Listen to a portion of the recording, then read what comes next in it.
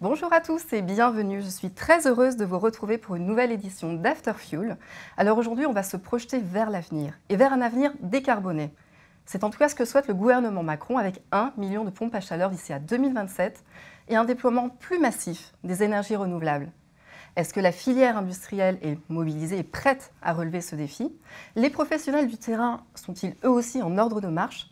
On en parle avec nos invités.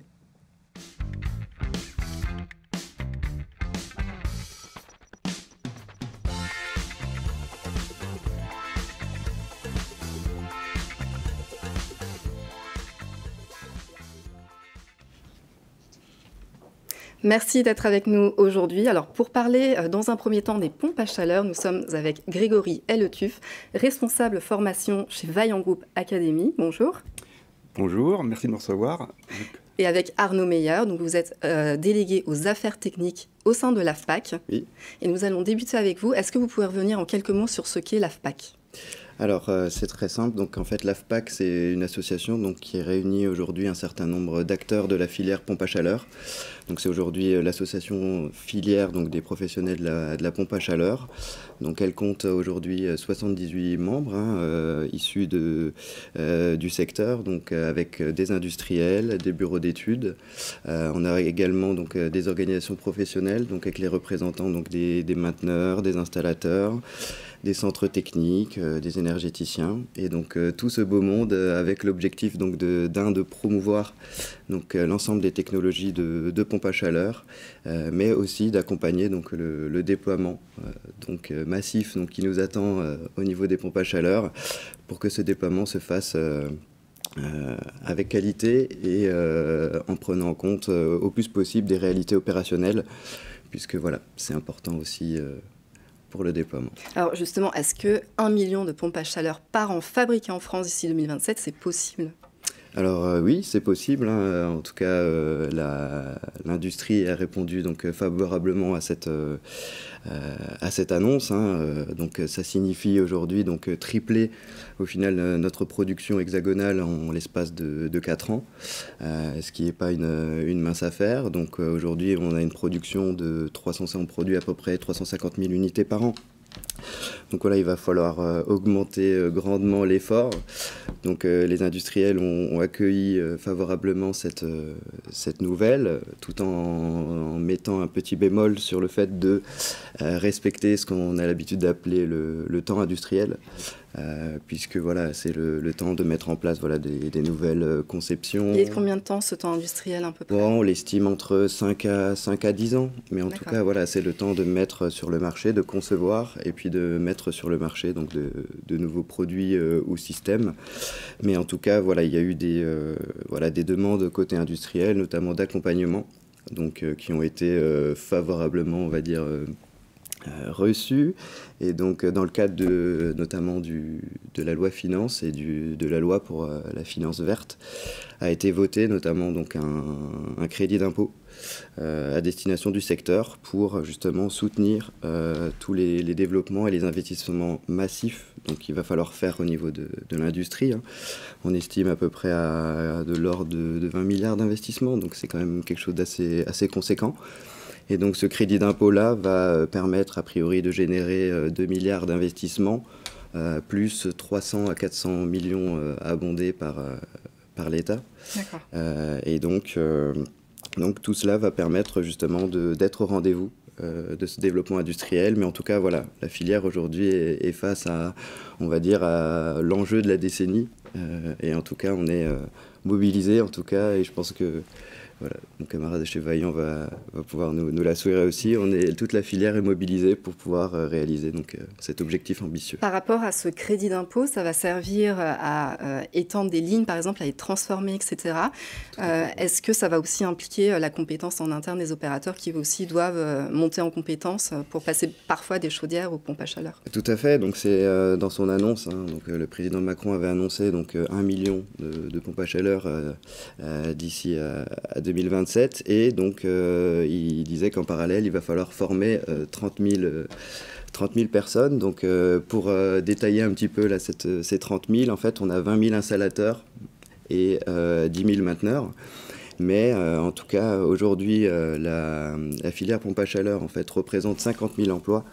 Donc c'est la première filière ENR en France. Et là, en fait, pour pouvoir répondre à cet enjeu et cet objectif, il va falloir doubler au final les effectifs et recruter donc, en masse et attirer justement un maximum donc, de nouveaux talents, puisqu'on estime que voilà, pour avoir les ressources nécessaires en 2030, il va nous falloir donc, plus 6 000 emplois à peu près en distribution, 3 000 en production, à élargir à 17 voire 20 000 avec ce nouvel objectif des 1 million.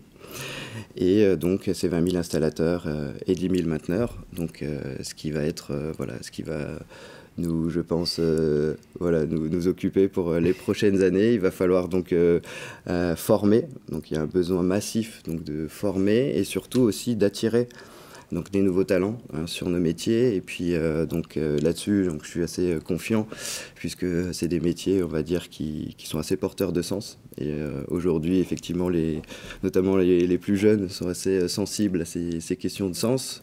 Donc là, on a une panel de très beaux métiers, justement, et de potentiels emplois pour les années à venir. On va y revenir d'ailleurs sur cette attractivité des métiers du bâtiment. On va parler formation. Donc avec vous, Grégory Elletuf, est-ce que vous pourriez revenir sur ce qu'est la Vaillant Group Academy ? Oui, bien sûr. Donc Vaillant Group Academy, c'est un organisme de formation à part entière, représentant les deux marques Sonson Duval et Vaillant. Organisme qui existe depuis 2008. Et qui est vraiment dédié à la formation. C'est-à-dire qu'on a vraiment des équipes internes qui ne font exclusivement que de la formation. C'est représenté par 10 formateurs, un référent pédagogique, 2 chefs de projet de formation et une assistante commerciale. On forme annuellement 3500 stagiaires, ce qui représente à peu près 6000 jours hommes de formation. Donc on est quand même sur une volumétrie assez importante. Et la typologie de nos clients vont depuis l'installateur qui travaille seul, jusqu'à des groupes nationaux, donc des grosses structures nationales qu'on accompagne sur la transition énergétique. Notre ADN même, c'est vraiment d'accompagner sur la problématique filière, au-delà de la problématique marque, c'est-à-dire de proposer bien évidemment les formations sur les produits des deux marques Sonson Duval et Vaillant, mais également sur les problématiques compétences de base, notamment sur la PAC, pour vraiment faire la transition de nos clients du gaz vers la pompe à chaleur. Donc là, dernièrement, on a formé par exemple 300 mainteneurs pour l'activité pompe à chaleur, 140 installateurs. On forme également des commerciaux, parce que vendre une chaudière, vendre une pompe à chaleur, c'est pas du tout la même approche client-utilisateur. Donc voilà, on essaie de proposer un package complet à la filière, à l'intégralité de la filière, pour les accompagner dans cette transition. Bien sûr. Est-ce que justement cette mutation finalement de la chaudière à la PAC, elle se sent vraiment au sein de l'académie? Est-ce que c'est la majorité des profils ou on voit encore des personnes venir pour se former sur d'autres équipements? Oui, alors on est passé en 4 ans, on est passé à peu près d'une activité liée à la pompe à chaleur de 20% de formation. Aujourd'hui, on est entre 60 et 70% de l'activité qui est liée à la pompe à chaleur. Le reste, en fin de compte, le différentiel reste encore la chaudière, qui a encore une problématique également de formation initiale. Et donc, on a encore des demandes sur la partie chaudière. D'accord, parfait. Au niveau des parce que c'est vrai qu'il y a toute une transition à faire et ça implique toute la chaîne, comme vous l'avez bien dit. C'est quoi les principales différences? Par exemple, si on a des chaudiéristes aujourd'hui qui nous regardent et qui veulent engager leur transition aussi, à quoi ils doivent s'attendre finalement en allant sur la PAC? Alors, le changement technologique est assez important. C'est-à-dire que vraiment, ok, ce sont 2 générateurs, mais ils ont des principes de fonctionnement et des principes physiques qui sont totalement différents et ce sont des choses à assimiler. De plus, il y a une réglementation qui impose certaines qualifications spécifiques pour intervenir du côté de maintenance, donc une attestation de capacité, du côté installateur pour faire bénéficier des différentes aides, la certification Qualipac. Et donc on les accompagne au-delà de uniquement ces certifications à réellement une montée en compétences. La certification seule n'est qu'une autorisation de travail ou une autorisation de vente. Nous, on essaye vraiment de proposer l'accompagnement à un nouveau métier à nos clients. D'accord, très bien. Et vous me disiez en préparant l'émission que vraiment c'était pas seulement sur les marques du groupe Vaillant, c'était aussi sur les autres. Pourquoi avoir fait ce choix? Alors, en fait, avant même de pouvoir s'occuper des spécificités de marque, les besoins de nos clients et de la filière, c'est vraiment d'accompagner sur le nouveau métier. Et on ne pourra pas colorer, en fin de compte, la spécificité de nos produits tant que le socle de base n'est pas maîtrisé. Et donc on a pris le pari de se dire, il faut, nous, industriels, s'occuper à accompagner, en fin de compte, nos clients à cette montée en compétences de manière généraliste, donc métier, donc qui est aussi bien valable sur nos deux marques, mais également sur celle de nos concurrents. D'accord. Et comment on vous contacte pour justement se former au sein de votre académie? Alors c'est très très simple, on a un site internet qui recense absolument toute notre offre de formation et sur laquelle on peut s'inscrire directement en ligne pour pouvoir accéder direct aux dates, à la planification, etc. D'accord. Au niveau du temps justement, parce que c'est vrai que bon, les artisans ils sont très occupés, donc de se former c'est sortir des personnes et c'est finalement du temps et parfois de l'argent. Donc ça dure combien de temps? Est-ce qu'il y a des différentes modalités pour qu'ils s'adaptent à leur emploi du temps? Oui, tout à fait. On a eu un objectif, c'était de se dire, on voulait vraiment travailler l'efficacité à la montée en compétences. Plutôt que de proposer du jour de formation, on s'est fixé plutôt un objectif réaliste. Et pour cela, on a monté des parcours de formation stéréotypés. Donc, j'ai une compétence gaz, on va s'appuyer dessus, et on va l'accompagner sur cette nouvelle compétence chaudière en 11 jours, étalée sur 2 mois, de manière à ce que ce soit quelque chose de réaliste, en gardant une activité professionnelle correcte et pouvoir maintenant intégrer cette nouvelle compétence qui est la pompe à chaleur. D'accord. Et au niveau du coût, est-ce que ça peut être financé via des aides? Tout à fait. On est un organisme de formation certifié Calliope, qui est vraiment la référence aujourd'hui pour les organismes de formation. Et grâce à cette certification, on peut avoir l'intégralité de la prise en charge, aussi bien des frais pédagogiques, donc les coûts de formation, mais également les coûts de déplacement, de restauration, d'hôtellerie, enfin tout ce qui est en parallèle de l'axe de formation. Donc ça peut être intégralement pris en charge. D'accord, parfait. J'ai noté aussi que Vaillant Group Academy ne formait pas uniquement sur la technique et la réglementation. Ça va plus loin que ça.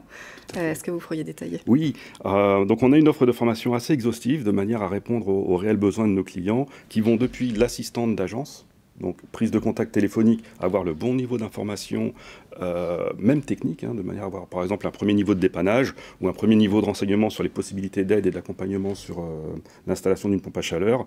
Bien évidemment les techniciens, les installateurs, mais également les managers. On a formé dernièrement 50 managers vers une certification reconnue par l'État, de manière à valider leur capacité managériale, gestion de la sécurité, gestion commerciale, et également des commerciaux. On a formé dernièrement 200 commerciaux à prendre en charge l'activité pompe à chaleur, de manière, en fin de compte, à savoir bien vendre une pompe à chaleur, proposer les bonnes aides et convaincre le client utilisateur.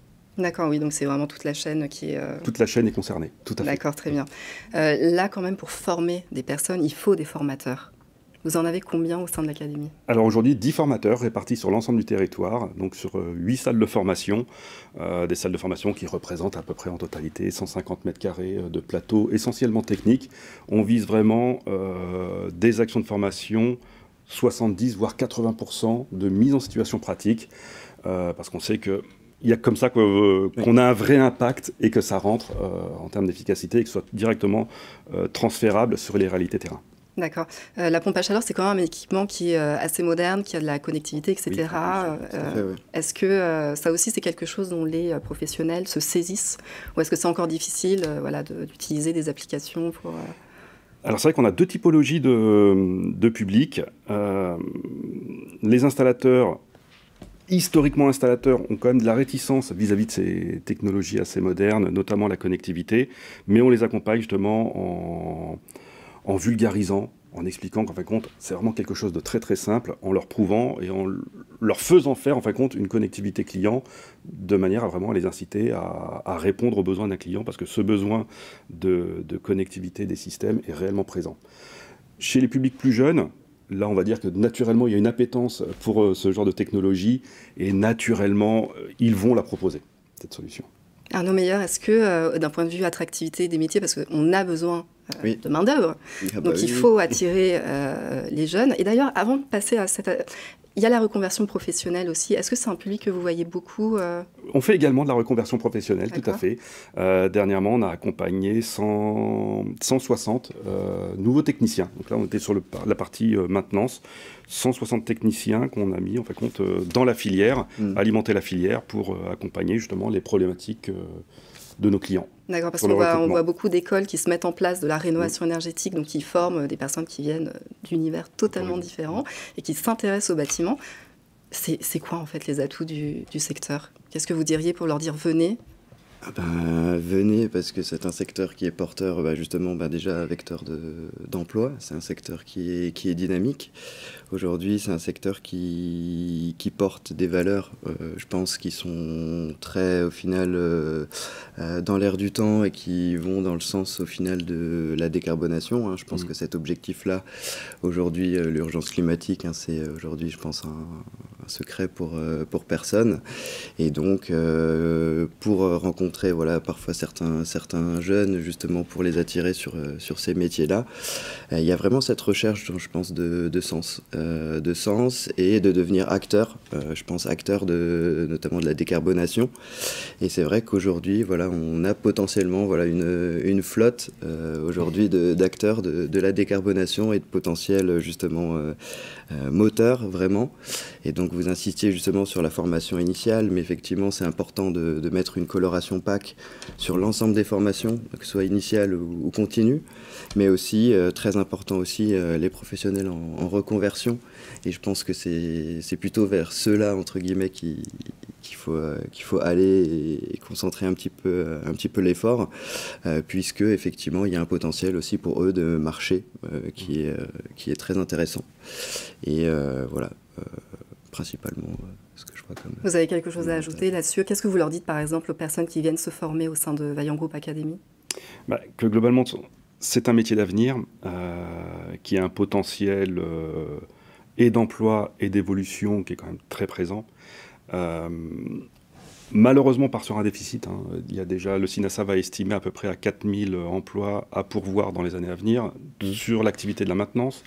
Le métier du chauffagiste, si on va sur le site de Pôle emploi, on voit qu'il y a une pénurie, une recherche de 8000 chauffagistes. Et à cela viennent s'ajouter les 20 000 supplémentaires qu'il faut d'ici à 2027, plus les 10 000 mainteneurs d'ici à 2027. Donc, c'est un métier qui ne connaît pas la crise et qui n'est pas prêt de la connaître. Et donc j'invite vraiment tous ceux qui veulent découvrir un métier dynamique, qui propose de l'autonomie, à rejoindre la filière, parce que c'est un vrai métier passionnant et qui débouche sur beaucoup d'activités et qui est beaucoup plus technique que ce que l'on pourrait imaginer. Oui, la technique, c'est vrai que ça peut faire peur, mais au final, c'est très intéressant, c'est passionnant, il y a beaucoup d'innovation. J'ai quand même une question par rapport à la commercialisation des pompes à chaleur, parce que là, on voit que ça a un petit peu diminué. Comment ça s'explique? Est-ce qu'on a une explication? Est-ce qu'il y avait un effet rattrapage et puis maintenant, ça commence à être... Non, pas forcément un effet rattrapage. Enfin, aujourd'hui, on voit que la conjoncture est assez difficile pour le milieu de la construction en général. On voit aussi au niveau des investissements qu'il y a un frein. Enfin, au niveau des investissements, aujourd'hui, les particuliers sont pas enclins, entre guillemets, à investir. Donc, effectivement, il y a une petite baisse de marché cette année, donc qui nous a un petit peu inquiétés. On l'explique de par cette conjoncture, mais aussi peut-être par aujourd'hui une complexité, un petit peu notamment des systèmes d'aide, notamment aujourd'hui sur MaPrimeRénov', où il y a pas mal d'évolutions, sur lesquelles on n'a pas encore tous les tenants et aboutissants. Mais c'est vrai que cette période d'incertitude n'incite pas au final à faire des investissements, et c'est pour ça que on espère qu'il y aura une simplification, donc c'est en bonne voie, et surtout une lisibilité au niveau des aides, puisque ça va aussi participer grandement au développement du marché. Mais en tout cas, on reste confiant parce qu'effectivement, on est dans une conjoncture particulière, mais que les années qui nous attendent, avec notamment ce défi de déploiement industriel, vont donc un peu catalyser le secteur. En tout cas, du côté de la filière, je pense que les acteurs sont tous mobilisés. Et vous parliez justement des acteurs en ordre de bataille, et je pense que c'est tout à fait en ce moment le credo, c'est hors de bataille. Et effectivement, donc soutenir et surtout faire des installations de qualité. parce que c'est très important puisqu'on est en train de poser ici les bases de ce qui va être le chauffage de demain. Et c'est important justement qu'on puisse avoir des installations de qualité et ne pas avoir justement de contre-référence et de protéger également le marché, hein, puisque à chaque fois qu'il y a un marché donc, qui est en fort développement, on a son lot on les appelle plus communément nos margoulins, mais c'est vrai qu'on a nos lots d'éco-délinquants, donc c'est important également de conseiller et d'informer justement les consommateurs sur justement des pratiques qui ne sont pas normales pour justement sécuriser au maximum, on va dire, le marché. En tout cas, c'est voilà, une des missions que s'est donnée les membres de l'AFPAC pour les années à venir. Au niveau de la qualité, en tout cas, d'avoir une académie, c'est aussi le gage que derrière, les équipements ils vont être installés de la bonne manière. Tout à fait. Et donc de s'assurer de leur durabilité dans le temps. On a évoqué la maintenance, mais j'aimerais qu'on aille un petit peu plus loin, parce que c'est vrai qu'un équipement qui n'est pas entretenu, il y a des surconsommations. Ça, vous sensibilisez beaucoup les personnes qui viennent se former à l'académie? Oui, bien évidemment. Il est clair qu'un équipement, notamment pompe à chaleur, pas entretenu, perdra de ses performances dans le temps. Donc systématiquement dans nos formations, on sensibilise les techniciens sur ce point-là. On leur donne bien évidemment les aspects réglementaires de l'entretien, la notion d'obligation, notamment en termes de contrôle d'étanchéité, et tous les conseils qu'ils doivent fournir aux clients quant à la bonne utilisation de leurs produits. Ouais, c'est important, hein. C'est vrai que l'utilisateur derrière a son rôle à jouer aussi. Vous aviez des chiffres peut-être à nous partager sur la performance des équipements. Je sais que le CINASAV en partage assez souvent. Sur la performance des équipements vis-à-vis de la maintenance ? Oui. Oui, tout à fait. Donc en fait, il y a une étude justement assez récente du CINASAV qui a comparé un petit peu. Donc voilà, faut prendre effectivement donc ces résultats avec des pincettes, mais qui a comparé effectivement les coûts de maintenance. Donc là, on est sur une maintenance sur les pompes à chaleur, donc qui est obligatoire, qui est biannuelle. Donc c'est un système donc, qui est tout frais, je crois que ça fait 2 ans qu'il est voilà, en vigueur, et donc les prix donc, vont s'affiner je pense au fil du temps, mais effectivement aujourd'hui on a montré qu'une pompe à chaleur donc, qui n'était pas maintenue pouvait entraîner donc, des surconsommations de l'ordre de je crois 15%, 15 à 20%, oui. Dans cet ordre-là, mais c'est pas propre on va dire à la pompe à chaleur, hein, c'est propre à tous les systèmes donc, qui sont sur boucle, mais en tout cas c'est vrai qu'on a l'habitude de dire qu'il n'y a pas de performance sans maintenance, et en tout cas c'est vrai que cette maintenance elle est essentielle pour pouvoir du moins maintenir, je dirais c'est plus dans une optique de maintien des performances tout au long de la durée de vie de l'équipement, plutôt que justement générer plus d'économies. Mais aujourd'hui effectivement voilà, comme une chaudière, une pompe à chaleur, ça s'entretient et c'est important. Et c'est pour ça que du coup, il y a une maintenance aujourd'hui obligatoire tous les 2 ans. Est-ce qu'il ne faudrait pas que cette maintenance soit annuelle comme pour les chaudières ? Alors, effectivement, c'est une possibilité. Après, il faut étudier justement effectivement les coûts de cette maintenance, hein, puisqu'effectivement, on a potentiellement des coûts qui sont légèrement donc supérieurs pour la maintenance des pompes à chaleur. Donc à voir aussi pour le consommateur, hein, qu'est-ce qu'il est possible aussi pour lui de supporter en termes de coûts, hein, puisqu'au final, ça fait pas mal d'investissements. Mais en tout cas, effectivement, c'est une réflexion qu'on a en cours. Alors j'ai une question sur la F-Gaz, parce que c'est vrai que là on parle de l'industrie qui se développe. Est-ce que cette F-Gaz qui est révisée, finalement, ça fait que certains investissements n'ont servi à rien, entre guillemets ? Comment est perçu ce texte ? Non, pas. Disons que nous on le perçoit plus comme un. Donc ça va être c'est un texte qui est très ambitieux, qui est très très ambitieux, et donc je pense que ça va entraîner donc des changements profonds, hein, du secteur de la réfrigération, du conditionnement d'air, mais aussi des pompes à chaleur. Va y avoir un impact pour certains équipements, mais je dirais plutôt c'est plus dans une optique de justement d'aller vers ces fluides donc qui sont dits fluides naturels, on va dire, mais on y voit plus un enjeu un enjeu technologique. Aujourd'hui, on a des échéances qui sont assez contraignantes, avec certaines échéances plus contraignantes que d'autres.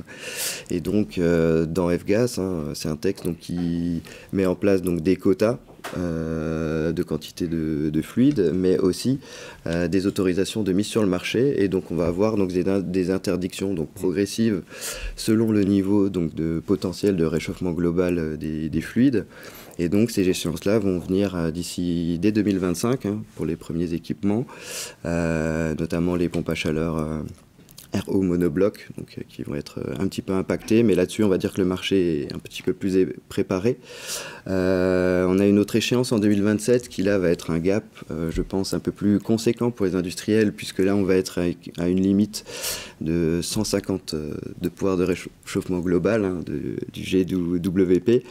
Et donc, c'est là, pour moi, où on va avoir vraiment une rupture et vraiment un changement profond du marché, puisqu'on va avoir notamment sur tout ce qui est équipement mono ou multisplit, et notamment les packs Aero, on va avoir un gros développement à faire, puisqu'aujourd'hui, en fait, on a un peu plus de 5% du marché qui est compatible aujourd'hui.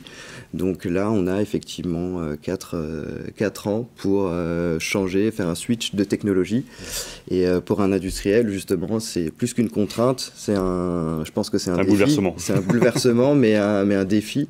Et je pense que c'est comme ça vraiment qu'est pris l'enjeu. C'est effectivement une contrainte. Donc il y aura encore des discussions sur effectivement les quotas, parce que effectivement le développement, par exemple le déploiement des pompes à chaleur est prévu également dans le règlement européen REPowerEU.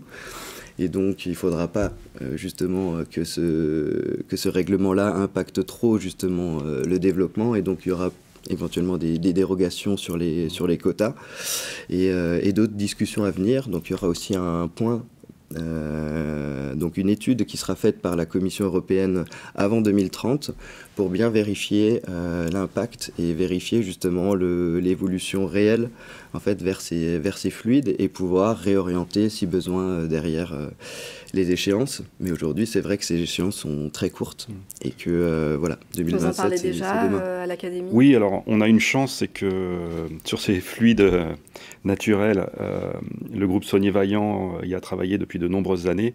Et donc on est prêt depuis plusieurs années avec une gamme de produits qui est déjà en place. Et donc on a mis en place toutes les actions de formation pour expliquer les spécificités de ce nouveau fluide et notamment les contraintes ou spécificités d'installation et de maintenance depuis maintenant 4 ans. Donc globalement on est prêt en fin de compte à former la filière et on la forme déjà de manière à ce qu'elle soit prête pour les spécificités à venir pour 2027. Tout à fait. Prêt. Et là aussi, ces nouveaux fluides, c'est aussi un vecteur au final niveau formation, puisqu'il va falloir former justement à ces nouveaux fluides. Une obligation, oui. Voilà, avec d'autres notions qui rentrent en jeu, justement, comme l'inflammabilité. Donc on doit former justement un maximum d'opérateurs justement sur le côté incendie, sur le côté toxicité aussi, sur le côté haute pression. Donc voilà, aussi un changement au niveau des métiers, puisque voilà, on a un certain nombre de frigoristes qui ne sont pas encore justement au fait de ces thématiques-là. Donc il va falloir également former sur ces nouveaux fluides. Mais en tout cas, on voit ça effectivement aussi positivement, en se disant que voilà, c'est une mutation un petit peu des métiers aujourd'hui. Surtout qu'en plus, ils ressortent des formations en se disant finalement, ces nouveaux fluides, c'est plus simple à maintenir que les fluides classiques. Il faut le savoir, il faut le voir. En effet, c'est très intéressant. Merci beaucoup. On va passer maintenant aux questions-réponses que vous nous avez envoyées.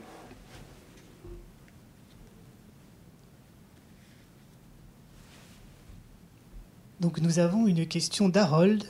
Doit-on parler de passage de la chaudière à la PAC ou plutôt de complémentarité des solutions avec la PAC hybride ? Arnaud Meyer. Je pense qu'on peut parler des deux. On peut parler des deux, puisqu'effectivement, il y a justement et c'est le président justement qui parlait d'un formidable levier de substitution. Je pense qu'aujourd'hui, le remplacement justement des 1 million de pompes à chaleur en remplacement de chaudières gaz est essentiel, et on l'a vu, est essentiel pour atteindre nos objectifs en termes de décarbonation. mais il faut être, voilà, nous on est assez pragmatique et réaliste. On ne va pas pouvoir justement déployer des pompes à chaleur, on va dire, partout. Et donc, parmi les technologies de pompe à chaleur font partie justement des technologies hybrides, donc qui vont voilà, optimiser ou tirer le meilleur à chaque fois de la pompe à chaleur, mais aussi de la chaudière. Et donc, effectivement, pour nous, enfin, le déploiement doit se faire voilà, sur ces deux points-là. Mais en tout cas, la priorité est donnée au remplacement justement des pompes à chaleur, on va dire, électriques. Et ensuite, justement, pour justement là où ça pose un petit peu plus de difficultés, je pense que les solutions hybrides pourront tout à fait s'exprimer et aujourd'hui sont tout à fait performantes et ont fait leurs preuves pour être déployées. Tout à fait. Tout à fait. On voit même un regain actuellement sur la thématique formation. Ces 2 dernières années, énormément de demandes justement sur les spécificités et les caractéristiques d'installation de packs hybrides. En complément de la PAC seule, tout à fait. Elle prend notamment son sens dans le cadre de la rénovation où on a déjà une chaudière d'installer. Dans tous les cas, la pompe à chaleur nécessite d'un appoint, quel qu'il soit électrique ou gaz. Dans le cadre d'un système gaz déjà installé, elle prendra toute sa place, la PAC hybride, tout à fait. Très bien, on a peut-être une deuxième question. Oui, nous avons une autre question de Marie. Dans quel cas disposer de l'attestation dans la manipulation des fluides ? Dans quel cas Alors, l'attestation pour la manipulation des fluides, donc c'est pour les équipements donc, qui sont chargés au-dessus de 5 kg, il me semble. Donc on a fait d'ailleurs un guide, on a publié un guide donc, sur le site internet de l'AFPAC. Et donc il s'agit uniquement des équipements qui sont soumis au fameux règlement qu'on évoquait juste avant, au règlement F-Gas. Et il faut savoir que pour la plupart des équipements qui sont installés aujourd'hui, notamment en rénovation et en résidentiel, en dessous justement de 5 tonnes équivalent CO2 de charge, on n'a pas besoin de cette qualification pour réaliser l'entretien courant. Et donc au-dessus justement de ces 5 tonnes équivalent CO2, on a besoin effectivement d'une attestation de manipulation des fluides, mais ça on va dire que c'est pour des équipements qui ont une taille un petit peu plus conséquente. D'accord, très bien. Dernière question ? Oui, et nous avons une dernière question de Michel. Nous parlons des solutions PAC, mais qu'en est-il des énergies vertes, le biogaz liquide, une filière montante ? On va dire que c'est en parallèle, effectivement. Tous les industriels développent leur système de chaudière utilisant des gaz verts. Donc c'est en parallèle, en fin de compte, de cette montée en puissance de la pompe à chaleur. D'accord. Mais la chaudière n'est pas oubliée, tout à fait. Tout à fait, oui, ça fait partie effectivement des solutions justement qui vont contribuer à la décarbonation. Après, effectivement, voilà, et la question de rajouter du fossile au fossile, puisqu'au final, le gaz vert, ça reste une énergie fossile, et il ne faut pas oublier que effectivement aujourd'hui, dans les objectifs, il y a aussi de l'indépendance et de sortir justement des énergies fossiles. Donc je pense qu'effectivement, le gaz vert va pouvoir apporter sa part à la décarbonation, mais voilà, ne pas être forcément la priorité aujourd'hui. On a peut-être une autre question qui est arrivée entre-temps ? Ça sera tout pour l'instant. D'accord. Moi, j'avais une question, parce que c'est vrai qu'on a beaucoup parlé donc, de la pompe à chaleur. Après, c'est vrai qu'il faut un mix énergétique, certainement, pour installer le bon équipement au bon endroit et selon les besoins des ménages. Mais selon vous, alors là, c'est une question pour vous deux, qu'est-ce qui va faire qu'on va réussir cette décarbonation ? Pour moi, c'est vraiment, et je parlais avant d'être acteur de la décarbonation, je pense que c'est vraiment une prise de conscience et une mobilisation justement complète. Et c'est au travers justement, c'est au niveau des associations filières comme peut être l'AFPAC qu'on peut sentir un petit peu cette mobilisation. Et pour moi, vraiment, voilà, ce mouvement va venir donc des installateurs, des mainteneurs, de tout l'écosystème au final du bâtiment qui voilà, se met en ordre de marche pour réaliser ce bel objectif qui est au final la décarbonation du chauffage, parce qu'on l'a vu, la décarbonation du chauffage va être un élément essentiel pour décarboner les usages plus généralement au niveau de la France. Et je compléterai que la formation prend toute sa place, ainsi que les certifications, de manière à autant que possible annuler toutes les contre-références qu'on a pu connaître ces dernières années, qui ont fait beaucoup de mal à la filière PAC. Il faut qu'on sorte de ce schéma, et une des nombreuses solutions reste tout de même la formation et les certifications qui vont avec. Bien sûr. Et là, c'est vrai qu'on pense souvent au résidentiel, mais il y a aussi la décarbonation du tertiaire, de l'industrie, etc. Donc c'est vrai qu'il y a beaucoup d'enjeux. On parlait justement de développement et des 1 million de pompes à chaleur. Aujourd'hui, on a des technologies qui sont assez matures et connues, justement, qui ont fait leurs preuves au niveau du logement individuel notamment. Mais le gros enjeu de demain, et c'est là-dessus aussi où toute la filière est mobilisée, c'est le développement en logement collectif, mais aussi en tertiaire, puisqu'en logement collectif, et notamment en logement collectif centralisé, on a des technologies, donc on a déjà un certain nombre d'installations. Donc là, l'enjeu, ça va plus être de capitaliser au final l'information, faire du retour d'expérience, diffuser l'information, consolider aussi les règles de l'art, surtout justement la partie collective, et ensuite aller voir d'autres marchés justement et développer des solutions pour le tertiaire. Et je pense qu'aujourd'hui, la R&D de nos industriels est consacrée en grande partie pour le développement justement sur le collectif, notamment un collectif individualisé, sur lequel il reste encore pas mal de solutions à trouver et sur lesquelles il y a pas mal de R&D. Mais en tout cas, pour la suite, je ne sais pas si... Oui, les gros axes sur lesquels il y a encore du travail à réaliser, ce sera vraiment les systèmes PAC en cascade et les systèmes PAC hybrides de nouveau pour les tertiaires et les collectifs.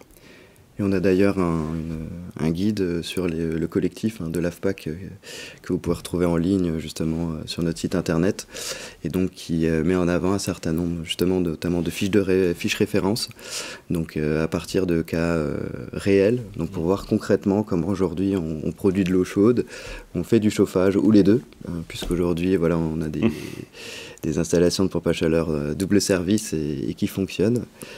Donc je vous invite à consulter ce guide. Très bien, merci à vous deux d'avoir été présents. Si vous avez raté le début de cette émission, un replay va être disponible, et sans plus attendre, nous accueillons nos prochains invités pour parler solaire thermique. À tout de suite.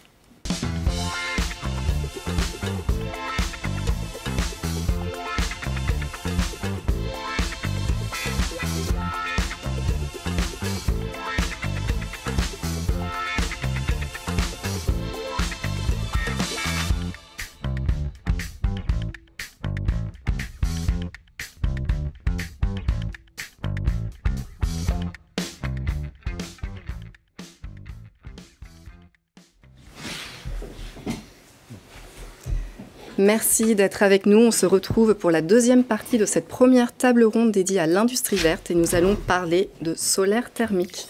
Et pour ce faire, on souhaite la bienvenue à Gaëlle Parence. Vous êtes gérante d'Aquasun, mais pas uniquement. Vous êtes aussi à la vice-présidente de l'UMGCCP et aussi de Qualit ENR. Et nous avons aussi avec nous Olivier Gaudin. Vous êtes président de Solisar. Alors moi, j'ai une première question, c'est qu'on parle beaucoup de solaire photovoltaïque, un petit peu moins de solaire thermique. Pourquoi ? Comment on explique cette tendance ? Gaëlle Parence, peut-être, pour débuter ? C'est très simple. Ça vient, si on refait un peu l'histoire, en 2000, on avait lancé un plan, l'État avait lancé un plan solaire, ça a marché très bien. Après, ça a été un peu fusillé, on va le dire, par l'État lui-même sur des propositions de PV et de rachat. Et depuis, on a laissé tomber, et c'est le parent pauvre. Et c'est le parent dangereux pour les gros énergéticiens qui avaient à l'époque, qui avaient des monopoles. Je donne un exemple, un chauffe-eau solaire, on est capable de faire dans toute la France entre 2500 et 3000 kWh par an, ce qui fait la consommation de l'eau chaude pour 4 personnes. Donc si vous multipliez par le nombre d'habitations, vous vous rendez compte qu'on va vraiment demander d'électricité ou de gaz. Donc ça a été plombé involontairement, mais sciemment, je pense, par des gens, ce mon recul. Et je ne comprends pas cette bêtise où on axe tout sur le photovoltaïque et on ne parle pas des usages. Moi, je dis, on a le roi soleil et on a des usages différents de l'un à l'autre, avec des technicités qui sont avec du rendement bien supérieur, avec du thermique de l'ordre de 900 watts au mètre carré par an, et sur le photovoltaïque de l'ordre de 300 watts. Je ne vais pas faire marcher mon micro-ondes et Internet avec de l'eau chaude, mais je vais pouvoir faire 80% de mon chauffage avec de l'eau chaude et faire mon eau chaude sanitaire. C'est incompréhensible pour moi. L'association Qualité-Air a été créée au départ pour développer les énergies renouvelables et pour développer le solaire thermique. Et je ne comprends pas cette façon de faire de tous les installateurs, de toutes les instances politiques qui parlent photovoltaïque, c'est solaire. Ils oublient le thermique. Mais je pense que les choses sont en train de changer en ce moment. D'accord. Vous avez une explication, vous aussi, à donner? Alors la même que Gaël, que je partage pleinement. Et je rajouterais que sur les avantages du solaire thermique sont malheureusement méconnus. Donc il y a une énorme méconnaissance, alors qu'on connaît très bien le photovoltaïque. Donc je vais en rappeler quelques-unes, mais le photovoltaïque est très bien pour autoconsommer les 20% de notre consommation du résidentiel qui sont de l'électricité. 80% c'est la chaleur. Et là le solaire thermique est très bien. Et les avantages du solaire thermique, c'est qu'il n'y a pas de conversion de cette chaleur. Comme dit Parel, on économise 4 fois plus de kilowattheures par mètre carré installé. C'est plus rentable, parce que cette conversion fait qu'on économise beaucoup plus d'énergie. En plus, ça protège de la hausse du prix de l'électricité. On n'est pas limité par un tarif de rachat. Donc, si l'électricité va se dégeler de 60%, eh bien, la rentabilité du thermique s'améliore de 60%. On est sur des durées de vie qui sont excellentes, comme le photovoltaïque, mais un petit peu plus longues, une dizaine d'années de plus. Et puis la chaleur se stocke très bien. L'eau, c'est complètement renouvelable. Ce qui fait qu'on peut stocker pour couvrir des très grandes quantités de nos besoins. C'est fabriqué en France. La France est même exportatrice nette. Et donc, c'est extrêmement vertueux pour l'environnement, pour la création d'emplois, pour nos activités, puisque la création est en France et puis on va importer moins d'énergie très carbonée, parce que là, en thermique, on économise beaucoup de chaleur, qui est essentiellement du fioul, du gaz ou de l'électricité, mais de l'électricité hivernale, c'est-à-dire faite avec des centrales thermique, gaz, fioul ou pire, maintenant charbon, puisque la production décarbonée baisse en France. Par rapport à Solisar, je sais que ça fait quelques années que vous existez déjà, il y a beaucoup de brevets qui ont été déposés. Est-ce que vous pourriez revenir un petit peu sur l'historique de la société et aussi nous parler finalement de ces technologies que vous avez développées? Alors voilà, donc on a innové pour partir d'une feuille blanche. Et donc les 3 innovations qui font le succès de Solisart, c'est la performance. On a le chauffage solaire le plus performant mesuré d'Europe, avec 60% de performance de plus que le meilleur autre de nos confrères. On a un brevet sur la gestion de l'excédent d'énergie l'été, qui était un des talons du solaire thermique. Et tous nos systèmes sont connectés et intègre de l'intelligence qui permet d'être sûr du bon fonctionnement dans le temps de l'installation, avec des envois d'emails à la société d'installation, la société de maintenance, il y en a une, et Solisart, qui permettent de s'assurer d'une évolution possible et de corriger pour toujours avoir le fonctionnement optimum. Et cet autodiagnostic, c'est aussi un gain de temps pour le chauffagiste. Il est informé à l'avance. Et comme on sécurise nos besoins énergétiques, puisqu'on a 2 sources de chaleur pour couvrir nos besoins. C'est-à-dire que si, par exemple, ça peut être la chaudière qui tombe en panne, eh bien, il y a le solaire qui prendra la relève et qui informera le chauffagiste que sa chaudière est en panne et il pourra caler si, voilà, il y a, par rapport à la météo ou par rapport à la période de l'année, parce qu'on est autonome très souvent 6 mois dans l'année, mais ça laisse un plus de temps et on n'est plus dans la réaction par urgence, mais on peut planifier parce qu'on dépend de 2 énergies, pas que d'une. D'accord, très bien. Donc très intéressant, notamment avec la hausse des prix, etc. On se dit c'est une bonne solution. Quel est le terrain de jeu idéal pour le solaire thermique? Toutes les consommations énergétiques et qui sera beaucoup d'eau chaude. C'est tout. On va remplacer l'énergie du gaz, du propane, du gaz naturel, des NEPAC aussi, parce que les NEPAC c'est très bien. ça consomme un peu d'électricité, des notes, donc voilà. Après, c'est un très bon relais. Mais bon, moi, je vais sur des installations où on a des autonomies de 80%. Bon, peut-être même plus, on peut essayer de forcer. Et donc, ça veut dire que les gens ont des consommations beaucoup plus basses, donc des factures beaucoup plus basses. Et c'est un bienfait aussi pour la planète, parce qu'on fait de la décarbonisation. Et on est sur du matériel qui n'a pas de moteur. C'est que des pompes. Au pire, en SAV, j'ai une pompe à changer. Au bout de 10, 15 ans, 20 ans, mais c'est rien. Et le gros avantage que je dirais dans le système, cette semaine, je suis passé d'une installation complexe, 3 zones de plancher chauffant, une zone radiateur. On avait une PAC qui avait 20 ans, avec une surface, donc à 1 mètre sous terre. La PAC était cassée. La personne a voulu changer. On est passé sur une chaudière granulée pour faire les 25-30% qui vont manquer de cette maison. On a réglé les paramètres en l'espace de 5 minutes. Voilà, et ça fonctionne, on a les alarmes, on a tout. Donc cette modulation qu'on n'a pas quand on fait qu'une seule énergie. Moi, je suis pour la PAC, pour le solaire, pour le gaz, pour un peu de fuel, parce que des fois on peut ne pas avoir de cas. Je suis pour l'hybridation ou le mix énergétique. Mais on fait la base avec quelque chose qui consomme le moins possible de carbone et qui coûtera le moins cher. Voilà. Et la vraie solution, il n'y a pas une solution. Il y a une multitude de solutions avec une base. Je ne vais pas mettre à Paris, dans une immeuble haussmannien, des capteurs solaires en façade et un système solaire combiné. Ça ne peut pas être...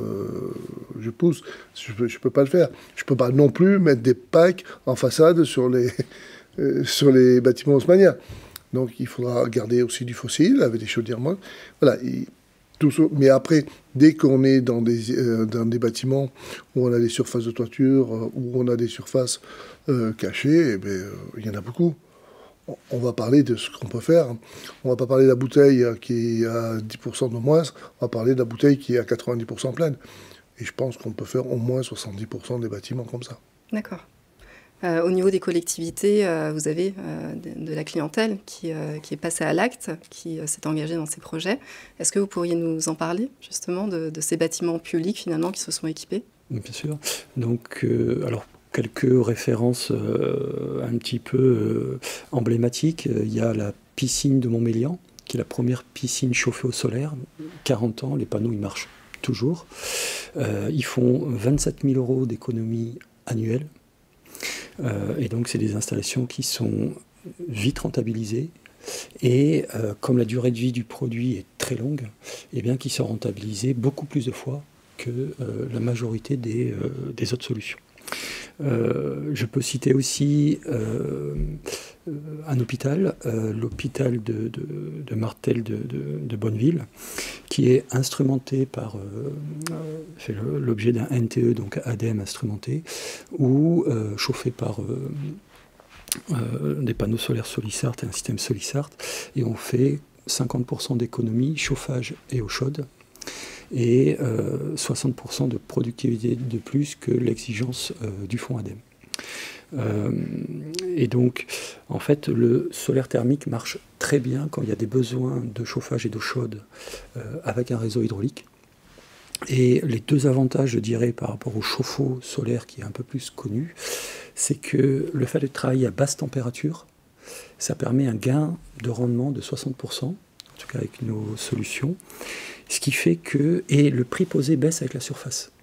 Et donc on a deux avantages, c'est qu'on a un prix posé qui est plus faible et une meilleure performance, et donc le retour sur investissement est 2 fois meilleur.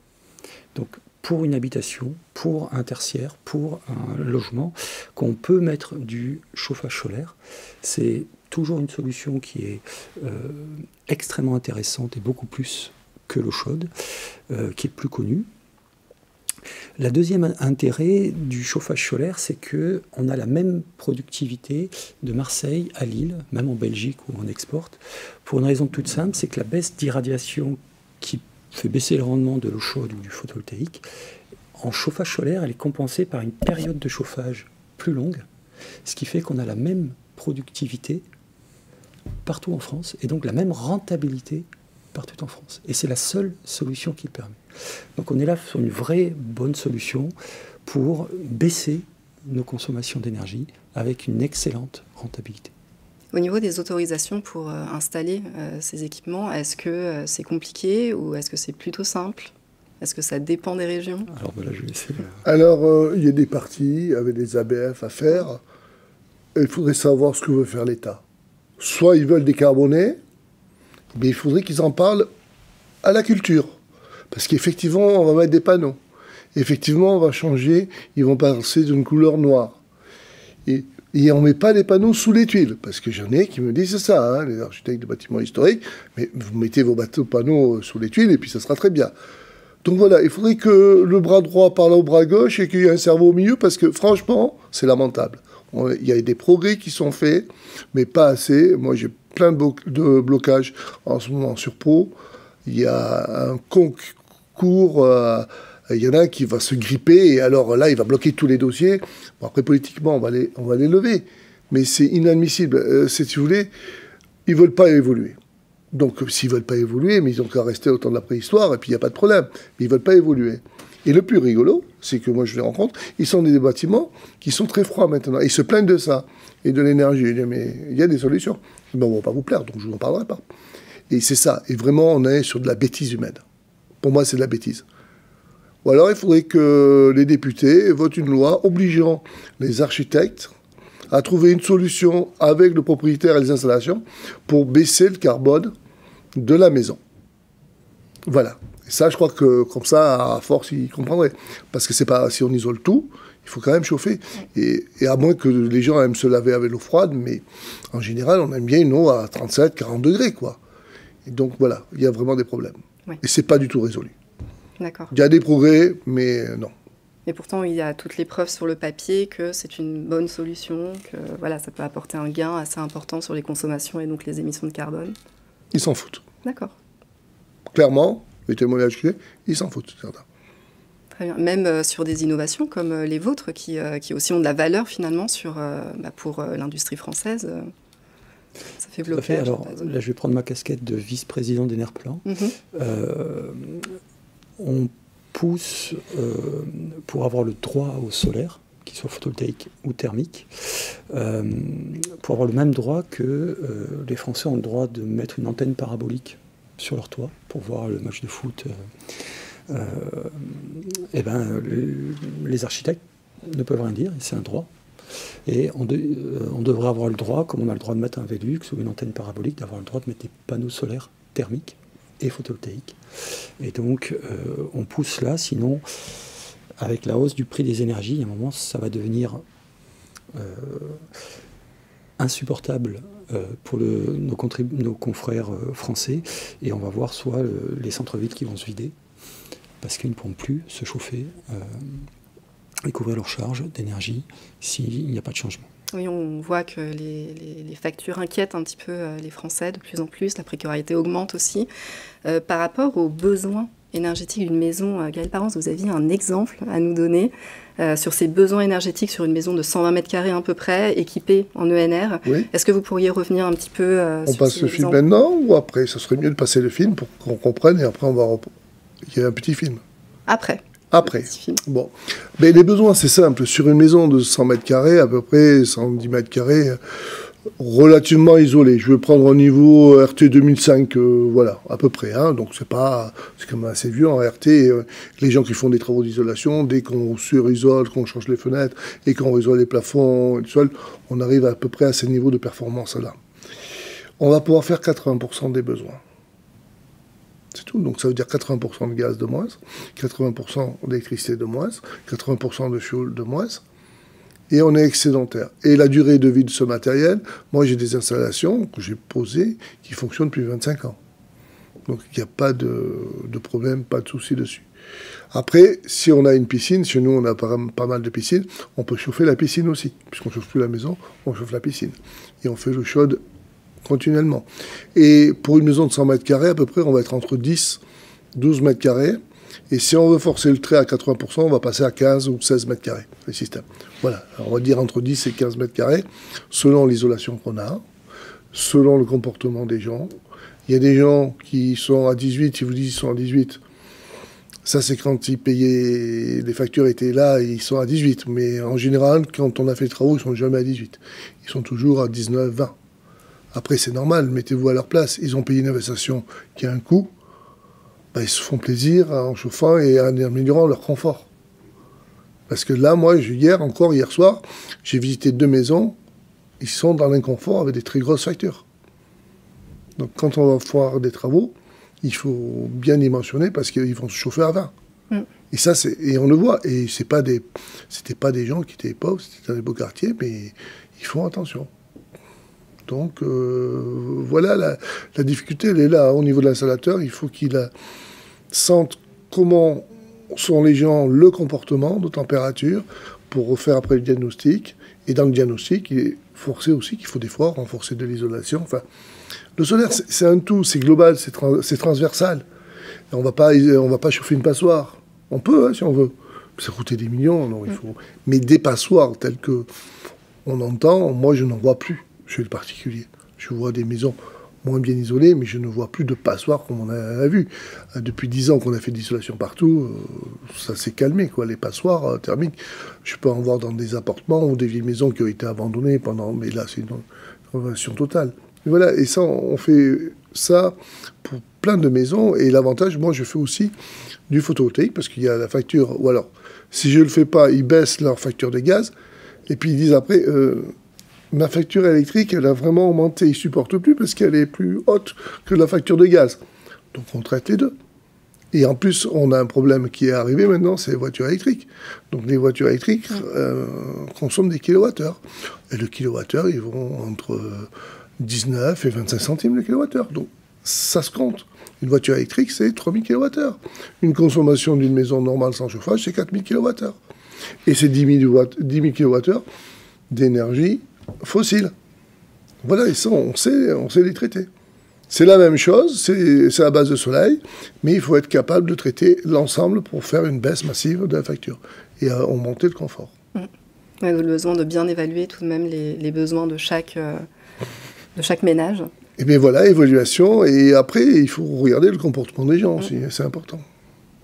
Alors pour aller un petit peu plus loin, on a un extrait effectivement voilà, d'un témoignage que vous allez prendre auprès de vos clients. On le regarde.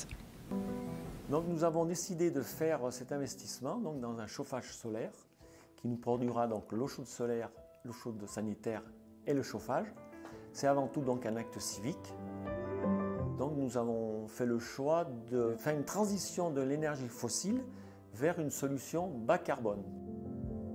Pour ce qui est des économies d'énergie, eh nous avons gagné donc environ la somme de 1000 à 1100 euros par an, ce qui représente à peu près 87% de notre facture énergétique.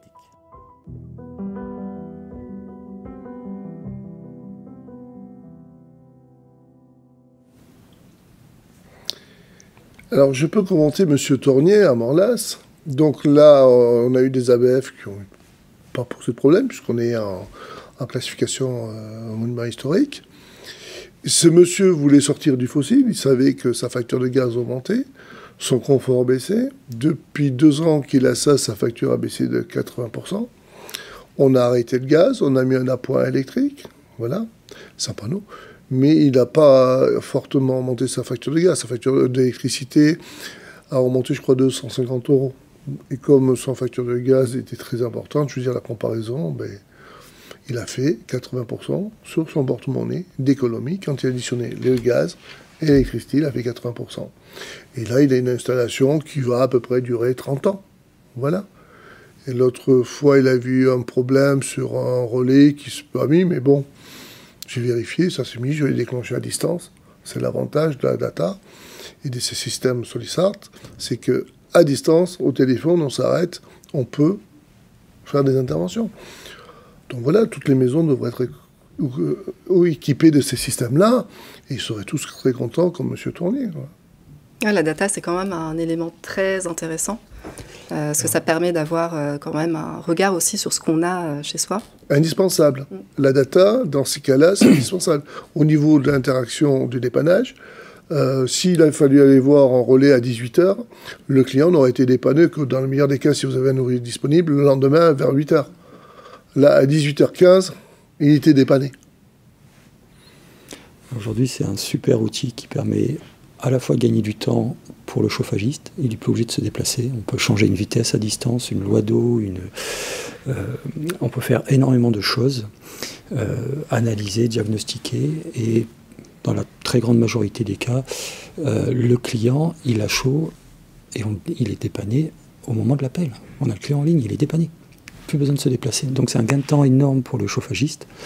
Et je pense que c'est une des raisons qui font notre succès, notre croissance annuelle de 40% depuis des années. D'accord. Est-ce qu'on peut dire finalement que le solaire thermique peut permettre de réunir le meilleur des mondes? Oui, oui, absolument. Puisqu'il est le socle de la consommation d'une maison, d'une habitation, où on va effacer au minimum entre 50 et 80%, et qu'on peut gérer toutes les énergies derrière. Après, on peut aussi faire des gestions quand on fait des systèmes complexes. On a des zones. Moi, j'ai des clients qui ont 3 à 4 zones. Ils ne chauffent pas aux mêmes horaires.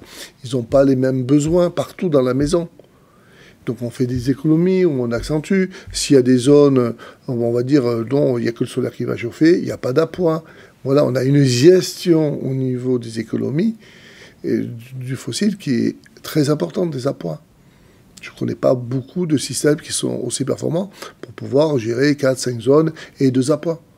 Moi, je fais des cascades d'appoints par rapport à telle époque, ou telle ceci ou cela. Donc voilà, c'est vraiment ouvert à des techniques. C'est grâce à la data et aux box qui sont arrivés.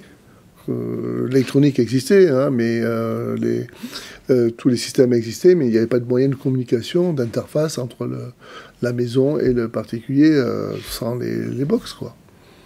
Olivier Godin, vous, sur cette partie du réunir vraiment des technologies comme ça qui peuvent faire avancer la décarbonation, qui peuvent permettre de faire des économies rapidement, c'est vraiment réunir le meilleur des mondes, vous partagez aussi ça? Ah, tout à fait, surtout que ça permet de placer le curseur là où on le souhaite, c'est-à-dire que... alors déjà, c'est intéressant, quelle que soit la zone géographique. Là, c'est des zones dans le sud-ouest. L'hôpital que je vous ai donné, c'était en Auvergne-Rhône-Alpes. Et je vais en donner un en Belgique pour vraiment montrer que ça marche aussi bien. Là, on est sur une gîte chambre d'hôte avec piscine intérieure en Belgique. Ils font 75% d'économie et 10 000 litres de fuel économisé. Et on est sur des rentabilités de 5 ans, même en Belgique. Donc on voit que ça marche très bien partout en France et même dans le Nord. Et puis, on peut placer le curseur, comme le dit Gaël, à l'endroit où on veut. C'est-à-dire qu'on peut très bien choisir de faire 50% d'économie chauffage et eau chaude, comme on peut choisir de faire 80%. C'est-à-dire que si on peut rajouter un peu de capteur et avoir un peu de place en chaufferie, ce n'est pas toujours le cas, mais rajouter un ballon pour avoir un stockage et une autonomie un peu plus importante, eh bien on peut aller jusqu'à 80%, c'est-à-dire diviser par 5 nos charges de chauffage et d'eau chaude. Et ça a aussi plein d'autres avantages. C'est-à-dire que la durée de vie de la pointe, il est multiplié par 5, hein, c'est directement proportionnel à son temps de marche et son nombre de cycles. Ça veut aussi dire qu'on valorise l'habitation, puisque là, qu'on divise par 5, on a gagné peut-être 3-4 étiquettes énergétiques. Et une habitation se valorise 4% par étiquette, c'est-à-dire que c'est rentabilisé dès la première année par la plus-value que ça apporte à la maison. Et donc on est vraiment sur une très bonne solution. Et puis il y a des cas qui sont encore plus favorables, c'est tous les cas où il y a des besoins l'été. On a cité la piscine, mais on peut citer des hôtels, des gîtes, des chambres d'hôtes, il y a la consommation d'eau chaude l'été. On peut aussi citer du tertiaire ou du professionnel. Ça peut être des laiteries où il y a des besoins d'eau chaude toute l'année. Ça peut être des laveries où il y a des besoins d'eau chaude toute l'année. C'est-à-dire des besoins même l'été, quand il y a canicule avec un gros soleil. Mais là, on est sur des rentabilités qui sont 2 fois meilleures. C'est-à-dire que cette excellente chaleur estivale là, va contribuer à faire des économies et baisser notre consommation d'énergie, donc notre impact environnemental. Et là, on est sur des rentabilités 2 fois meilleures. Donc tout le monde professionnel qui a des besoins de chaleur l'été, mais c'est tout simplement une excellente solution. Vous partagez évidemment. Ah oui, mais de toute façon, l'été, je connais tout le monde se douche. Hein. Donc, s'il y en a qui aiment l'eau fraîche des torrents, ils peuvent venir dans les Pyrénées, mais bon, en général, on veut toujours une eau à 35, 30, ça a un coût, quoi. Il faut bien avoir une notion. C'est 2500 à 3000 kWh pour une famille, quel que soit l'endroit de France. Ben, on fait la multiplication hein, avec des kilowattheures, c'est sur la facture. Donc voilà, c'est indispensable. Et le chauffage, évidemment qu'on peut faire plein de choses. Moi, j'ai une question par rapport à la filière professionnelle.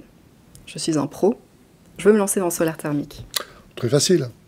Donc, je vais prendre ma casquette qualité-nerf. Vous allez sur le site qualité-nerf. Vous avez des propositions de formation. Vous vous inscrivez dans ces formations. Une fois que vous avez fait la formation, vous avez une attestation. Vous remplissez le dossier qualité-nerf qui est en ligne, qui n'est pas compliqué. On répond sous 3 semaines à peu près. Il y a la certification. Et là, on est en probatoire, effectivement. Tant qu'on n'a pas fait des travaux, on est en probatoire. Vous faites votre première installation. Quand c'est fait avec Solisart, de toute façon, il est obligé de marcher parce qu'il voit tout à distance et il n'y a pas de problème. Et je veux dire, vous envoyez votre facture à qualité-nerf et donc vous sortez de probatoire. Et dans l'année qui arrive, ou 1 an et demi, vous allez avoir un audit. Donc tout est sécurisé là-dessus.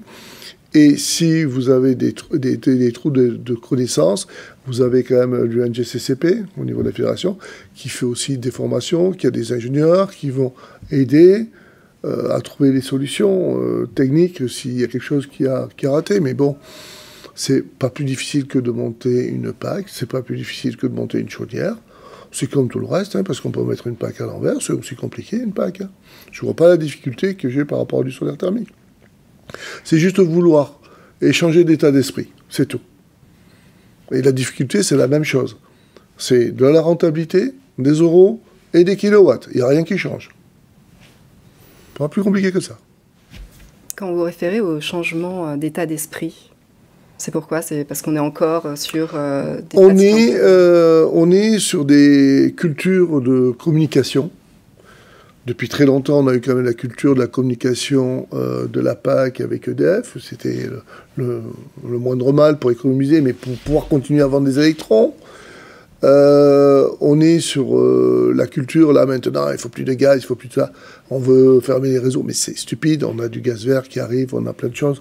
Et je veux dire, c'est très complémentaire. On ne peut pas tout faire avec le solaire, on ne peut pas tout faire avec la PAC. L'essentiel, c'est de baisser le carbone. Donc, effectivement, pour l'installateur, c'est la notion de multi-énergie qui est plus difficile. Et de la gestion. Ben avant, c'était quand même très simple. Hein. On mettait une chaudière, un cumulus ou des radiateurs. On ne se posait pas la question. Ils avaient chaud, les gens.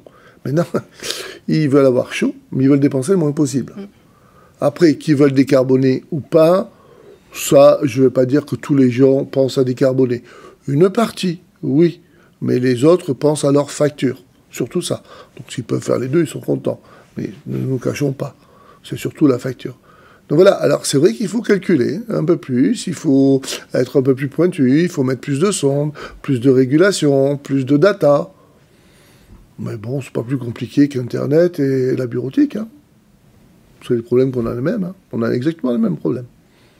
Chez Solisart, bon, vous avez cette casquette Enerplan aussi, mais est-ce que vous, dans votre entreprise, vous faites aussi des actions comme ça de communication pour que la technologie elle soit mieux comprise et pour embarquer plus de monde dans ce secteur?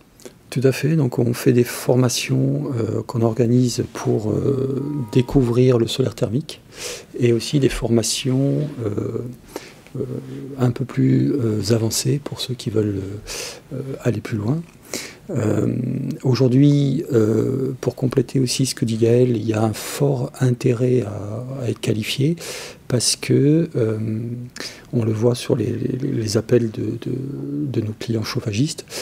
Aujourd'hui, il y a une baisse de l'activité de tous les appoints, hein, qu'ils soient PAC, fuel, gaz, granulé, bûche, pour plein de raisons, mais une des raisons, c'est que toutes les énergies augmentent et convergent vers un prix plus ou moins 20% de prix, on retrouve toutes les énergies.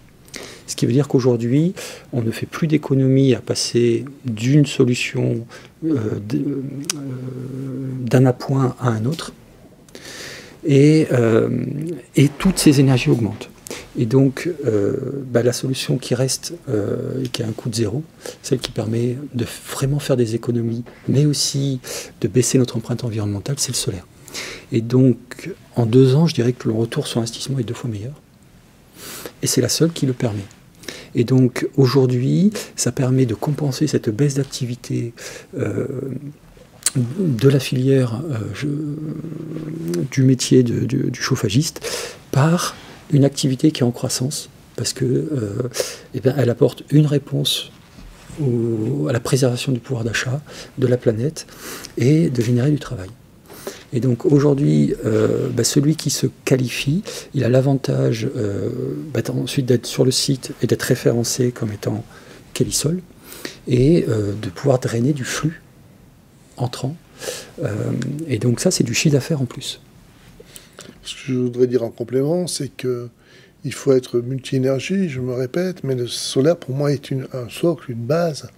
Et en étant multi-énergie, on a une augmentation du confort, on a une baisse des factures, et si on regarde l'énergie telle qu'elle est à l'heure actuelle, et qu'on prend de la hauteur, qu'on dépasse le débat franco-français, en Europe, on a un problème de production électrique.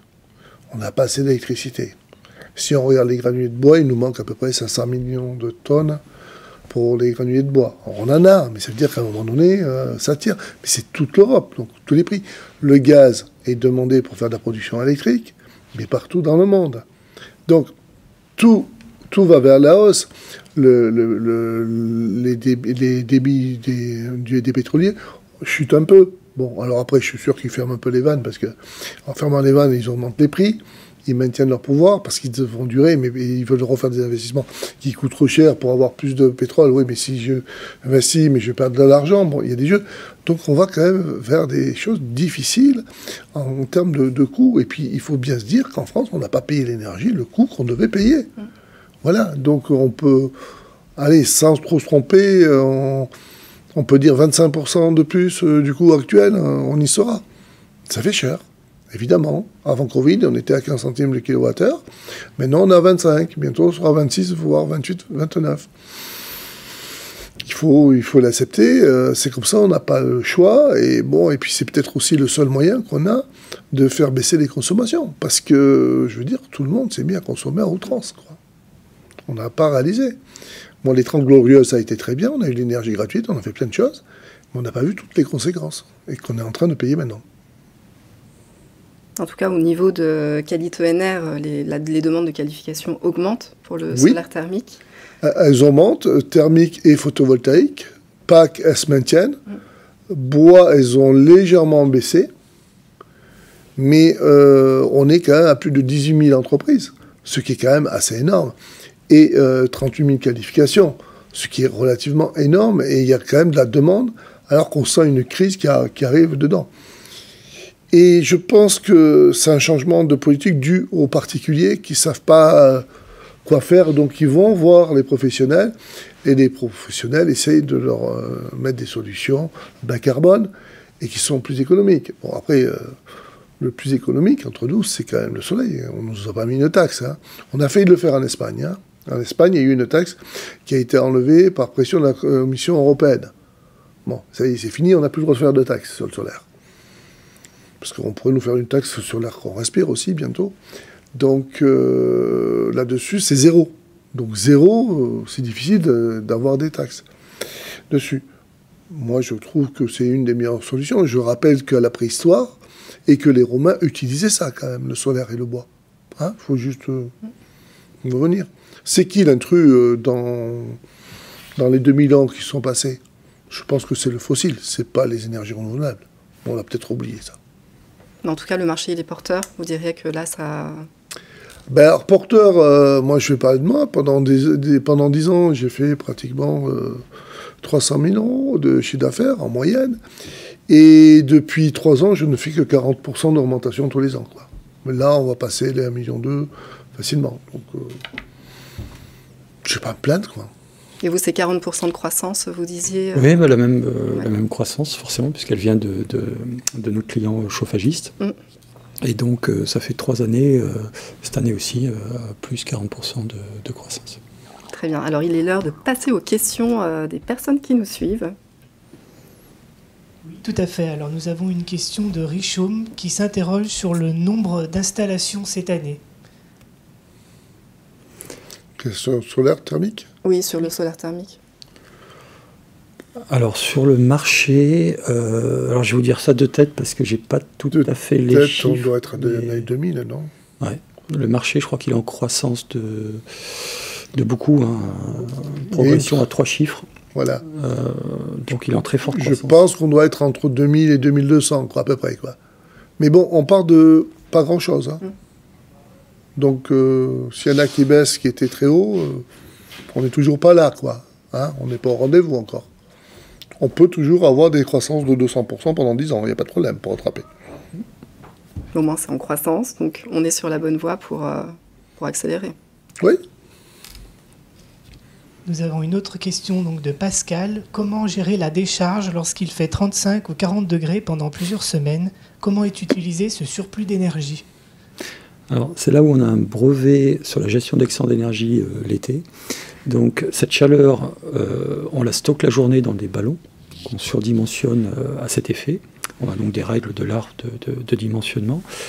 Et la nuit, on évacue la totalité de cette excellente chaleur stockée. Donc, on a un savoir-faire breveté qui permet d'évacuer la totalité, et c'est ça qui nous différencie de nos confrères, de la totalité de l'excédent de chaleur. Et donc chez nous, il n'y a pas d'accumulation possible de chaleur, même si les clients ne sont pas là pendant tout l'été. Par expérience, j'ai des installations très grosses de plus de 25 mètres carrés, avec des ballons de 1000 litres et tout. L'été se passe, les gens partent en vacances, j'ai aucun souci. Mais c'est vrai que c'est un point fort, donc la question est très pertinente parce que c'était un des talons d'Achille du solaire thermique. Donc la génération d'avant où on avait un ballon qui centralisait l'énergie, vu comment c'est fait, et on repartait de ce ballon, effectivement, vous ne pouvez pas refroidir le haut. Donc vous refroidirez que la moitié. Vous aurez un problème. Après, dans le système, il ne dit pas tout. Hein. Il dégrade les circulateurs, les capteurs deviennent à peu près récepteurs, émetteurs en même temps. Il défausse l'énergie dans d'autres zones, chaudières ou autres, ou dans des panneaux. Ce qui fait que ce problème-là n'est plus un problème. Ce fut un problème, mais il n'y a plus de problème là-dessus. Bah, il y a des règles de base à respecter, mais c'est tout.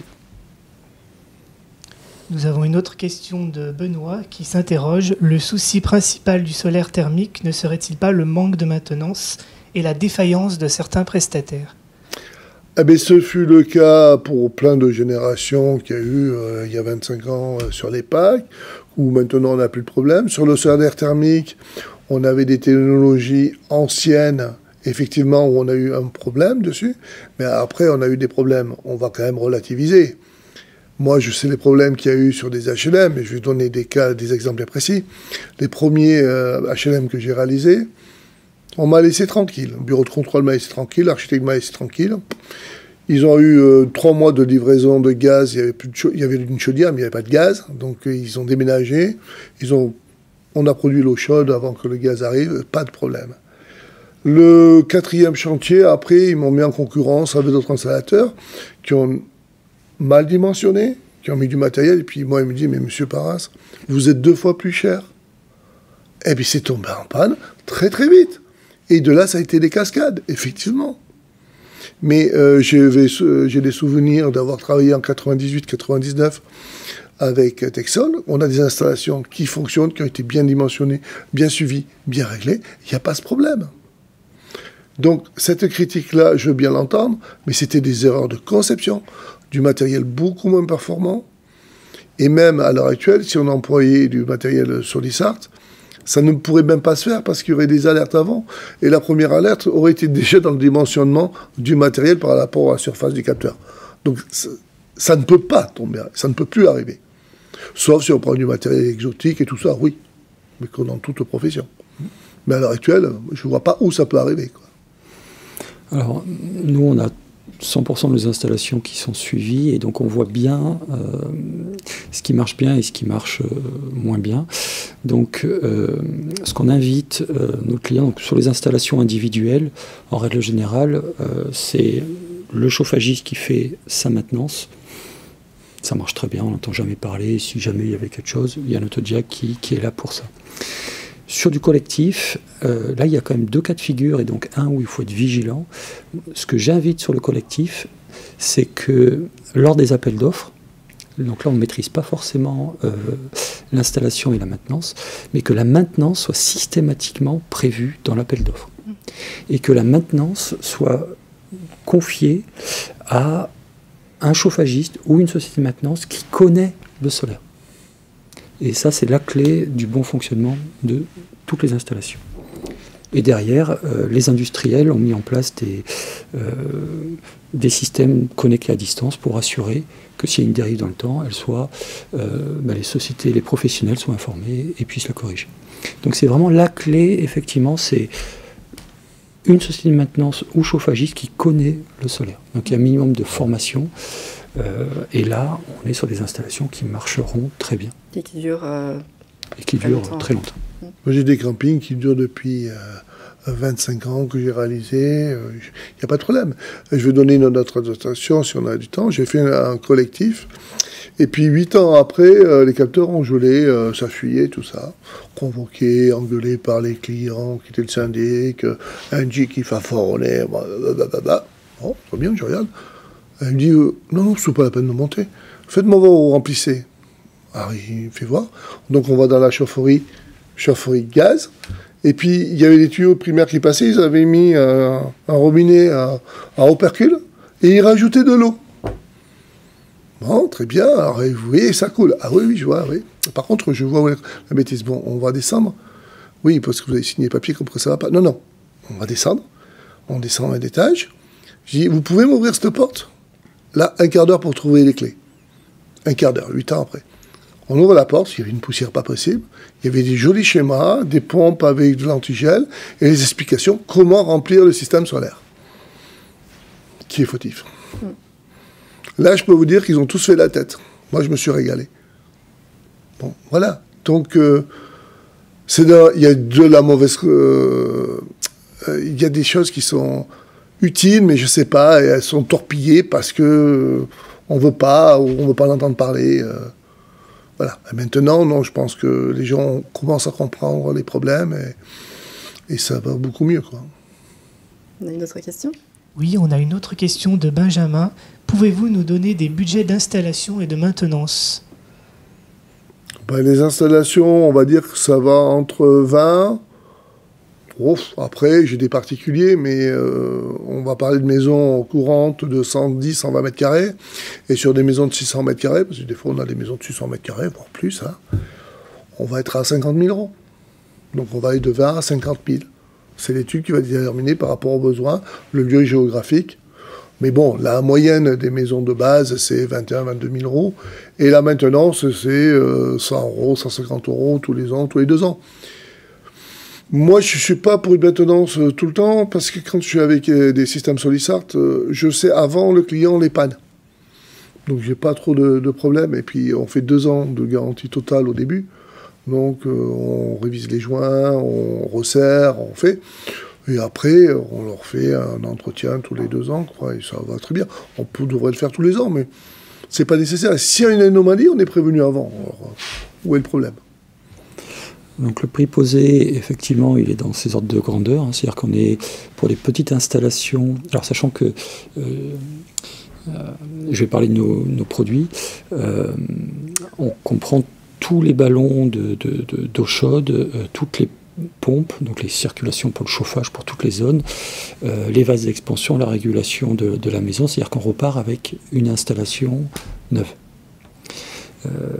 Donc l'équivalent pour faire ça en changeant les ballons, l'installation neuve, toute la chaufferie, il y en a peut-être pour 7 000 euros. Donc il faut le déduire de ces 7 000 euros, les investissements que vous a communiqué Gaël et que je vais vous communiquer aussi. Donc on est peut-être à 2 000 euros pour des petites surfaces capteurs, donc une dizaine de mètres carrés. Et au plus la surface augmente, et au plus le prix se rapproche des 1 000 euros ou 1 200 euros on va dire 1 200 euros du mètre carré pour l'individuel et le petit collectif. Et au plus la surface augmente, et au plus le prix baisse. Voilà, donc d'où un des intérêts, c'est que effectivement d'agrandir un peu la surface pour aller chercher un meilleur retour sur investissement, puisque on le fait avec un prix du capteur supplémentaire qui est 2 fois plus rentable. On a peut-être le temps pour une dernière question. Oui, on a une dernière question de François. Quel est le coût moyen de retour sur investissement d'une installation de solaire thermique? Moyen de retour d'investissement. Je ne comprends pas la question. Non plus. Est-ce que tu peux la reposer, Noé? Oui. Quel est le coût moyen de retour sur investissement d'une installation de solaire thermique? Alors, on va parler de retour sur investissement, parce qu'il y a deux... donc, on est entre, en règle générale, 10 et 5 ans. C'est-à-dire que plus on est dans les cas favorables, ou plus on se rapproche des 5 ans. Donc les cas favorables, c'est quoi? C'est j'ai les panneaux au sud, bien inclinés, où j'ai de la consommation de chaleur l'été. Voilà, et donc on va passer du cas standard une dizaine d'années à 5 ans. Après, il y a 2 autres cas quand même qu'il faut citer. Il y a des cas très favorables, comme par exemple la chambre d'hôte avec piscine intérieure dont je parlais, mais ça peut être le camping, ça peut être les gîtes chambre d'hôte, c'est-à-dire qu'on augmente, quand le solaire permet d'augmenter la période d'ouverture, par exemple une piscine municipale qui ouvrirait 15 jours de plus avant, 15 jours après, parce qu'elle le fait avec des charges nulles. Et dans ce cas-là, il y a des recettes supplémentaires pour les mêmes coûts fixes. Et là, la chambre d'hôte dont je parlais, le fait qu'elle ait pu ouvrir sur une période et gagner 3 mois de temps d'ouverture, ça a été rentabilisé en 4 mois. Donc ensuite, vous pouvez avoir des process industriels où il y a des très grosses une laverie, un hôtel où il y a des très grosses consommations l'été. Ben là, on est dans des cas favorables, c'est-à-dire qu'on a une grosse surface capteur, donc un prix posé qui est très faible, et des gros besoins, donc une productivité très faible. Il y a aussi un autre cas favorable, c'est quand on est limité, quand il y a un bouclage sanitaire, ou quand on est sous-dimensionné en capteur, parce qu'on a une contrainte qui fait qu'on ne peut pas tout mettre, mais il y a des tellement gros besoins derrière que les panneaux solaires, ils travaillent à basse température toute l'année. Et donc là, par exemple, ça peut être un camping où il y a des très très gros besoins l'été, et les panneaux solaires, ils sont... voilà, il n'y a que la surface de... et donc là, on est dans des cas très favorables, et donc on peut arriver sur des rentabilités excellentes. Et après, il y a le dernier point qui est... on va prendre les maisons individuelles, on pourrait dire une dizaine d'années, parce que c'est sur un toit, il n'y a rien c'est standard. Mais il y a la plus-value aussi que ça apporte à l'habitation. Donc là, c'est rentabilisé dès la mise en service, tout de suite, hein, c'est instantané. Et puis, il y a aussi le gain sur la durée de vie de la chaudière, parce que un chauffage solaire, c'est le même investissement qu'une pompe à chaleur géothermie ou qu'une chaudière granulée, mais il y a un coût de zéro de l'énergie. Donc il y a 2 avantages à ça, c'est que, ça va faire doubler la durée de vie de la chaudière, puisqu'on va la solliciter 2 fois moins longtemps. Ben en fait, rien que le gain financier d'avoir doublé la durée de vie de la pointe, il est déjà amorti. Et donc on est pareil sur ça amortit immédiatement. Et il y a aussi une dernière façon de voir les choses, c'est que finalement, aujourd'hui on peut emprunter à taux zéro, que l'on soit ménage aisé ou pas, et à taux zéro, on peut emprunter jusqu'à 15 ans. Et comme on est sur des rentabilités qui sont inférieures à 10 ans, eh bien en fait, on est en gain de pouvoir d'achat dès la première année. C'est-à-dire que l'économie financière est supérieure au remboursement de l'emprunt. Et donc, on gagne du pouvoir d'achat dès la première année. Donc en fait, c'est rentabilisé. Dès la première année, on a baissé nos charges. Et donc, c'est une excellente solution, et grâce à un coût de l'énergie nul.